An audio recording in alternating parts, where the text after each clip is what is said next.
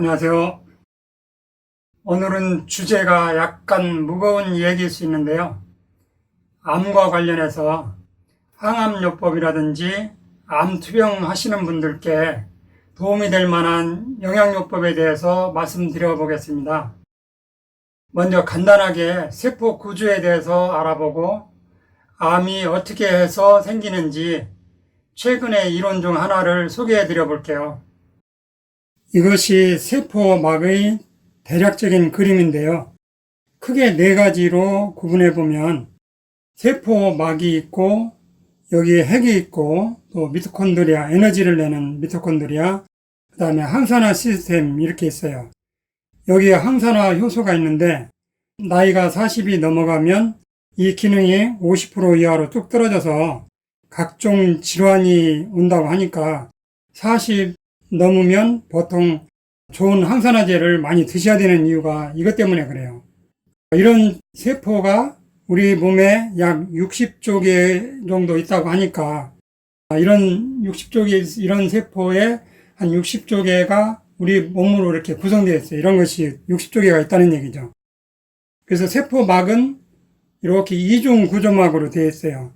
세포막이라고 해서 이게 꽉 막혀 있는 게 아니고 이렇게 물질이 잘 통과하게끔 이중막으로 되어 있고요. 이중막을 확대해서 보면 이렇게 되는데요. 이게 세포박이고 이게 세포 안쪽이고, 그래서 머리 부분은 인산이고 이쪽은 친수성이에요. 물에 친하다는 얘기죠. 여기도 친수성이고 여기 안쪽은 이제 지방산으로 되어 있기 때문에 소수성이에요. 지방을 좋아한다는 얘기죠. 기름 성분이라는 거죠. 꽉 막혀 있는 게 아니고 이렇게 부들부들하게 세포막은 이렇게 유동성이 있어야 돼요. 어떤 경우는 이게 이렇게 자리바꿈도 해요. 이렇게 그 정도로 이렇게 세포막은 유동성 있게 자리바꿈도 하고 물질이 들락날락하기 편하게 이렇게 되어 있어요. 꽉 막혀 있는 게 아니에요. 여기 중간에는 콜레스테롤 같은 것도 세포막을 구성하는 데 있고, 또 단백질이 겉에 이렇게 붙어 있기도 하고 단백질이 중간에 이렇게 박혀 있기도 하고, 어떤 단백질은 이렇게 관통하고 있어요. 그래서 이렇게 관통하고 있는 단백질은 외부에서 어떤 신호가 오면 이쪽이 열려서 물질 이동 통로가 되게 하기 위해서 이게 단백질이 관통하는 경우도 있어요. 세포막이 이런 식으로 아주 복잡하게 되어 있는데, 어떻게 보면 인체는 정밀한 화학 공장이라고 했는데 이런 거 보면 참 치밀하고 정밀하고 참 오묘해요. 산소는 여기서 이렇게 마음대로 통과하고 들어가죠. 그런데 세포막이 스트레스나 독소나 어떤 특히 산패된 기름으로 여기 막이 기름때 같은 게 끼기 시작을 하면 세포막이 서서히 이제 굳어지기 시작을 하는 거죠. 우리가 이것을 염증이라고 해요. 이렇게 염증이 되면 산소가 이제 통과하기 힘들게 되겠죠. 그래서 시중에 있는 오메가3는 잘못 선택하면 안 먹으니만 못해요. 산패된 제품을 선택을 하면 염증이 더 일어나고 잘못하면 암도 유발되거든요. 세포막에 좋은 오메가3는 오메가3만 있는 게 아니라 3, 6, 9 이렇게 되어 있는 게 좋고, 이게 노6파라고 해서 무산화 필수 지방산이 좋은 거예요. 세포막의 가장 중요한 기능은 그래서 물질의 이동과 신호 전달, 이 두 가지가 세포막의 핵심적인 성질이라고 보면 되고, 이 세포막이 잘못됐을 때 우리 모든 질환이 시작되기 시작하는 거예요. 산화염증으로 세포막이 굳어지기 시작을 하면 산소가 들어오지 못하게 되고, 점점 산소량이 작아지면 이 핵이 저산소증에 빠져요. 세포 안에 산소가 65% 미만으로 떨어지면 이 핵의 유전체가 변이를 일으켜서 암세포로 돌변을 해요.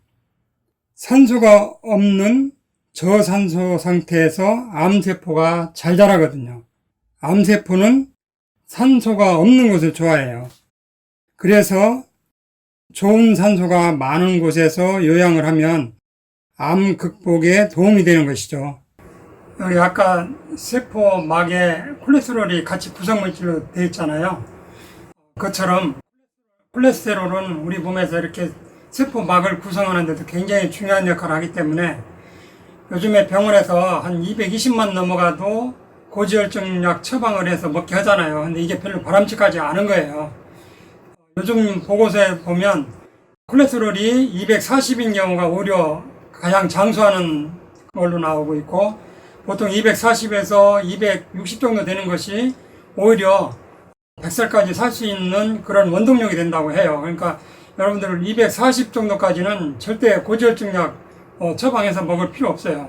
또 다른 암의 발생 기전을 보면 지속적인 스트레스나 환경 독소에 노출되면 여기 환경 독소에는 뭐 미세먼지도 있고 약물, 화학물질 등 여러 가지가 있고, 미세먼지는 우리가 고등어 구울 때 올라오는 그 냄새, 연기도 포함되고, 그래서 얼마 전 고등어 구울 때 나오는 연기에 대해서 뉴스거리도 됐었죠. 이런 스트레스나 환경 독소에 노출되면 교감신경이 긴장되고, 그렇게 되면 아드레날린이나 스트레스 호르몬이 증가하고, 그렇게 되면 혈관이 수축이 돼요.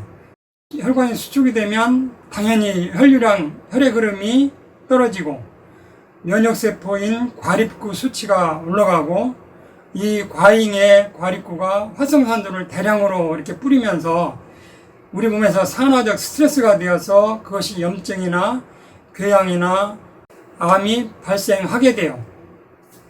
활성산소, 독소가 얼만큼 타격을 입히느냐에 거기에 따라서 그 타격의 강도에 따라서 후성 유전체가 변하느냐 안 변하느냐 거기서 결정되고, 거기에 따라서 염증이냐 암이냐가 결정돼요. 사실 염증이나 암은 종이 한 장 차이예요. 모든 암 중에서 유전성은 5에서 10%밖에 안 되고요. 나머지 한 95% 정도는 우리가 생활 습관과 환경, 또 먹거리 이런 데서 후성 유전과 관련되어 있다고 지금 얘기하고 있어요. 인간 모두는 암 유전자를 갖고 있대요.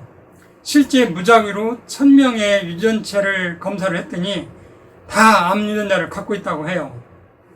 스트레스나 독소로 산화되어서 후성 유전체가 변이되어 암이 발현되느냐 안 되느냐 그 차이라는 거죠. 암은 누구나 다 갖고 있다는 거죠. 그런데 암이 발생하느냐 안 하느냐는 우리가 후천적으로 생활습관, 환경, 이런 거, 먹거리 이런 거하고 관련이 있다는 거예요.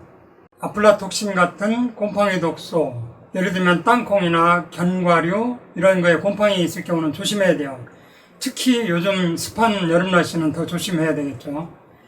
또 고등어나 고기 구울 때 나오는 고소하고 구수한 그 구운 고기 독소, 이거를 헤테로사이클릭 아민이라고 하는데요.